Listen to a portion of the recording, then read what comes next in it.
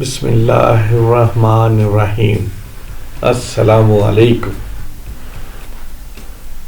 عزیز ناظرین، پیش خدمت ہے ایک بہت ہی خوبصورت اور دلکش ناول جس کا نام ہے بدلتے رشتے، جو کہ لکھا ہے محمد تابش نے۔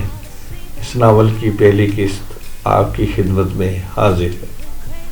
امید کرتے ہیں ہماری کاوش کو پسند فرمائیں گے اور ہماری حوصلہ افزائی کریں گے۔ قسط نمبر 1۔ نگینا کی آج شادی کی رات تھی۔ وہ سج دج کے بیڈ پر سرخ جوڑے میں لپٹی بیٹھی بے-چینی سے اپنے ہم سفر کا انتظار کر رہی تھی۔ اس کے ذہن میں کئی طرح کے خوف تھے۔ نگینا کالج کی طالبہ تھی اور ارشد سے اس کی ملاقات بس سٹاپ پر ہوئی تھی۔ ارشد کالے رنگ کی اینک لگائے اور پینٹ شرٹ میں ملبوس نگینا کو تکتا رہتا تھا۔ شروع میں نگینا نے ارشد پر دھیان نہ دیا، مگر جب وہ ایک ہی جگہ ایک ہی وقت نگینا کے لیے کھڑا ہوتا تھا۔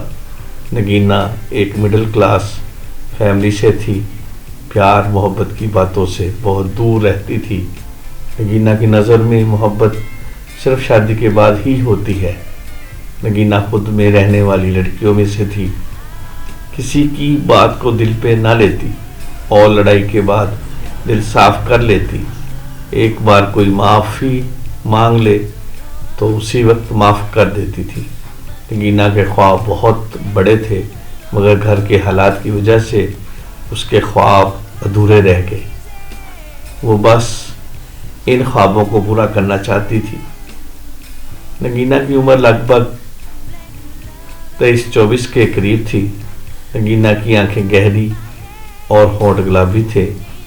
نگینا خود پہ زیادہ توجہ نہیں دیتی تھی، مگر حسن نگینا میں بلا کا تھا۔ جو اسے دیکھتا بس دیکھتا ہی رہتا۔ ارشد مسلسل 2 ماہ سے نگینا کے پیچھے تھا۔ نگینا کو احساس اس بات کا تب ہوا جب وہ ارشد پر نگاہ ڈالتی، وہ اسے ہی دیکھ رہا ہوتا تھا۔ ایک بار خیال آیا کہ کیوں نہ اس کی شکایت کی جائے، مگر پھر بوڑھے والد کا خیال آیا کہ بات آگے نہ بڑھ جائے۔ نگینا کا والد محنت مزدوری کرتا تھا۔ نگینا کے بھائی تھے، اور جس میں سے ایک نکما اور دوسرا چھوٹا تھا جو میٹرک میں پڑھائی کر رہا تھا۔ والدہ اکثر بیمار رہتی تھی۔ نگینا گھر کا خرچہ چلانے کے لیے گھر میں بچوں کو ٹیوشن پڑھایا کرتی تھی۔ گھر کا کچھ خرچہ والد اور باقی نگینا سنبھالتی تھی۔ نگینا کو ناولز کہانیاں پڑھنے کا بہت شوق تھا۔ آپ ہر روز میرے راستے میں کیوں کھڑے ہوتے ہو مسٹر؟ میں مسلسل آپ کو نوٹ کر رہی ہوں۔ آخر کار آج نگینا نے ارشد سے ہمت کر کے سوال کر ہی دیا۔ نگینا کا چہرہ چونکہ دوسری طرف تھا، وہ نہیں چاہتی تھی کہ کوئی بات بنے، اس لیے نگینا دوسری طرف چہرہ کر کے بات کر رہی تھی۔ آپ اپنی نہیں، کم از کم میری عزت کا ہی خیال کرے۔ نگینا تھوڑی نروس بھی ہو رہی تھی۔ اس نے انجان شخص سے پہلی بار بات کی تھی۔ آپ کی عزت کے لیے ہی تو کھڑا ہوتا ہوں۔ اگر آپ کو شاید معلوم نہیں کہ میرے ساتھ جو لڑکے کھڑے ہوتے ہیں ان کی نگاہیں آپ کے جسم پہ ہوتی ہیں اور وہ آپ کو شیطانی نگاہوں سے دیکھتے ہیں۔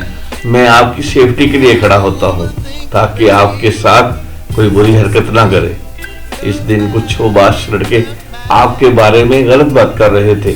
دیکھیں مسٹر، میرے بارے میں کوئی کچھ بھی کہے مجھے پرواہ نہیں، اور میری عزت اللہ پاک کے ہاتھ ہے۔ وہ ذات اگر نہ چاہے تو کوئی کچھ بھی نہیں کر سکتا، اور برائے مہربانی آئندہ کے بعد میرے راستے میں مت کھڑے ہونا۔ دوسری سائڈ سے گاڑی کے نگینا کو متوجہ کیا اور نگینا گاڑی پر سوار ہو کر چلی گئی۔ ارشد نگینا کو دیکھتا ہی رہ گیا۔ نگینا رات کو بستر پر لیٹی تو اسے دن والا خیال آنے لگا۔ نگینا نے اپنا دماغ جھٹک دیا اور سو گئی۔ چونکہ اگلے دن چھٹی تھی، سارا دن کام کاج کر کے نگینہ شدید تھک گئی۔ گرمیوں کا موسم تھا۔ نگینہ آرام کی غرض سے اپنے کمرے میں جا کر لیٹ گئی۔ کچھ دیر میں موسم نے انگڑائی لی اور آسمان پر بادل چھا گئے، ٹھنڈی ہوائیں چلنے لگی۔ نگینہ گھر کی چھت پر چلی گئی اور موسم کی انگڑائی کا بھرپور فائدہ اٹھا کر آنکھیں بند کیے لمبی لمبی سانسیں لینے لگی۔ نگینہ نگینہ نگینہ کی سماعتوں نے اپنے نام کی صدا سنی اور آنکھیں کھول کر آگے پیچھے دیکھنے لگی، مگر کوئی بھی نہیں تھا۔ یہ آواز جانی پہچانی تھی۔ غور کرنے پر معلوم ہوا کہ یہ آواز اسی بس والے لڑکے کی ہے۔ بیچارے کو میں نے پاؤں کھا یوں ہی سنا دی۔